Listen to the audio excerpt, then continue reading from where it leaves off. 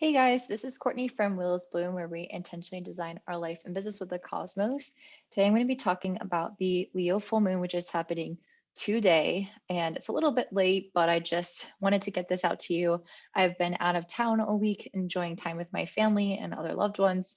And I just had a lot of messages come through about this full moon and a lot of examples. And I'm going to try to share them without giving too much of my personal life away. So this is what the chart looks like for today. So this video is a little bit different. I wanted to kind of do it a little bit more casually and also show you guys what I see as an astrologer, like the software I use and what I look at.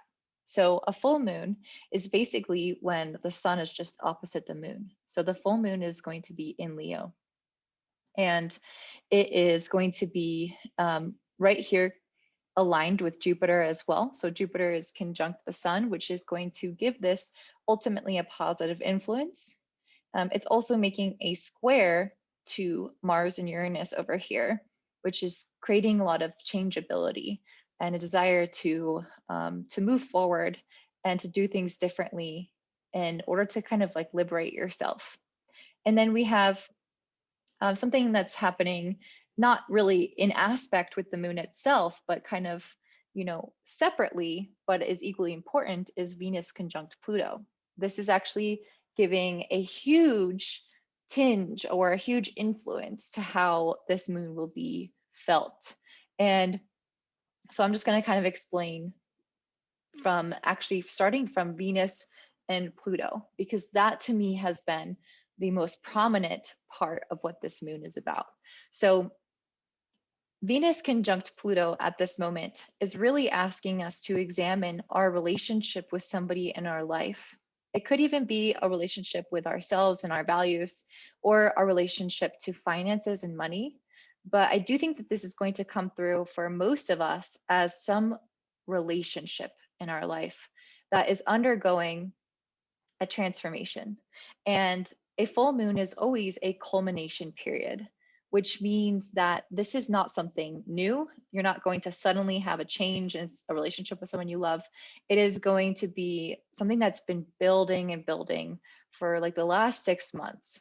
And so you're going to know exactly who this is and how this energy feels at this point.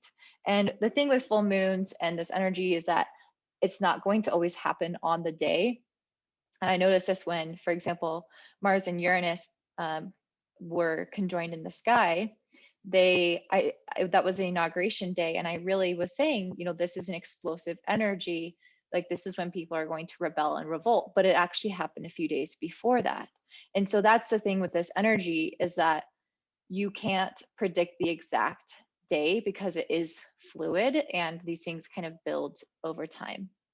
And so, yeah, so for everyone, we're going to be experiencing a shift in a dynamic within our relationship. And it's going to feel like a very absolute final decision. So let me give you an example. This past year, I had a breakup, or I guess it's 2020. And I recently saw him, just my ex, a few days ago, and I felt in my bones that I had made that full shift into being his friend, that it was no longer anything romantic at all on the table, and that would never happen ever again. And I felt like I could actually move forward and talk to him more and be his friend more because I feel like I'm now in the headspace for that. Another example is a friend of mine has a unique relationship with somebody, and it's kind of hard to give the information away, but basically, she was able to see some aspect of the relationship really clearly and realize that that aspect was never going to change, that it wasn't just something that they would grow out of, but something that would be present in the relationship forever. And so that realization is like a very absolute final thing. Another friend of mine had somebody in her life really let her down, and I don't know that they're going to continue to be friends. And that is very possible with Pluto energy.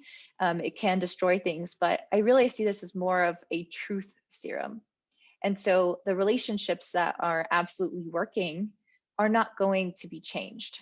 But the relationships that have dynamics that are no longer supportive in some aspect, those dynamics might change. And it's just a natural part of evolution. And it's ultimately going to support us shining much brighter as that Leo energy is starting to emerge. So I feel like all of the metamorphosis and the final changes in relationships that we're going to experience at around this time is ultimately allowing us to shine our light bright.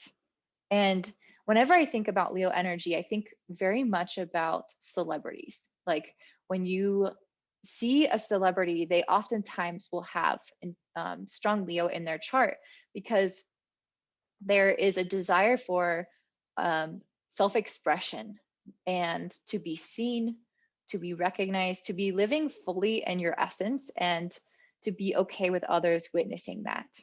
And that takes a lot of courage, it takes a lot of confidence, and truly knowing and embodying all aspects of yourself. And we can't do that if we're living in old paradigms of relationships or if we are unclear about where we stand with people. And there are just elements that become old, outdated, or weighing down our lives in relationships. And those things are being asked to be changed, especially because there is this square with Mars and Uranus here, which is an element of change, which is an element of breaking out of these old patterns. And so, what I feel like this Leo full moon is doing is it's allowing us to leave behind old cycles with people, with ourselves as well, like our old patterns, our old limiting beliefs, these old paradigms of who we used to be. It's allowing us to release those things so that we can finally make new and different decisions, so that we can live more fully in our essence and shine our light in a much brighter way. And it's sometimes uncomfortable to have to leave behind the old to step into the new. It can feel like a death in a lot of ways. And so there can be an intensity to this full moon. But ultimately, I think it's going to be extremely positive because it's going to allow us to be our most authentic selves, which I think 2021 is really about. And this entire age of Aquarius is about really shining our own unique light and not being afraid to be seen for who we are. There's a vulnerability to this as well. And so, in order to step more into that vulnerability, we have to really let go of these old stories that we've been playing over and over again in our heads about why we can't have what we want, why we can't be what we want, why we're not good enough. And the old relationships that maybe kept us wrapped up in drama, that kept us feeling heavy, that kept us feeling like we didn't have the energy to dedicate to ourselves because it was going and being dispersed into these relationships that were somewhat toxic. And so, yeah, so I think that this is going to be a really positive moon for everyone. I don't really have time today to go through all of the different rising signs like I normally do, but I will definitely be doing that in the future. And I hope that you guys enjoyed this video. And if it resonates, please comment down below. And I hope you have a great day. Bye.